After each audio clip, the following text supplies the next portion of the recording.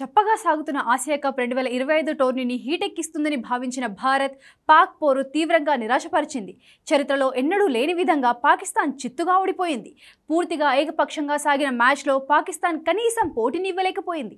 మరోవైపు సమిష్టిగా చెలరేగిన భారత్ 25 బంతుల మిగులుండగానే లక్ష్యాన్ని ఛేదించి 7 వికెట్ల తేడాతో పాకిస్తాన్ను చిత్తు చేసింది. బ్యాటింగ్, బౌలింగ్, ఫీల్డింగ్లో దారుణంగా విఫలమైన పాకిస్తాన్ ఘోర పరాజయాన్ని మూటగట్టుకుంది.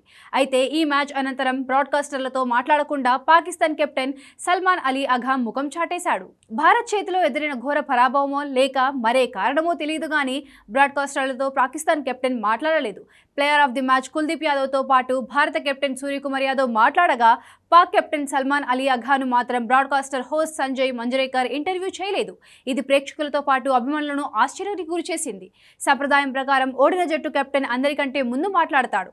ఓటమికి గల కారణాలను చెప్పడంతో పాటు జట్టుగా తాము తప్పిదాలను ఏంటో వివరిస్తాడు.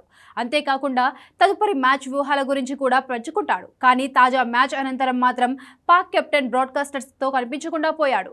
భారత్ చేతిలో ఎదురైన ఘోర పరాజయంతోనే సల్మాన్ అలీ అఘా డ్రెస్సింగ్ రూమ్ లో దాక్కొని ఉంటాడని ఫ్యాన్స్ కమెంట్ చేస్తున్నారు. బాబర్ అజమ్, మహమ్మద్ రిజ్వాన్లను పక్కన పెట్టి మరి సారథ్య బాధ్యతలు అప్పగిస్తే జీర్ణించుకోలేని ఓటమిని అందిస్తావా అని సల్మాన్ అలీ అఘాపై పాకిస్తాన్ నెటిజన్లు మండిపడుతున్నారు. టాస్ గెలిచి బ్యాటింగ్ ఎంచుకోవడం సల్మాన్ అలీ అఘా కొంప ముంచింది. అంతేకాకుండా బ్యాటింగ్ లో అతను దారుణంగా విఫలమయ్యాడు.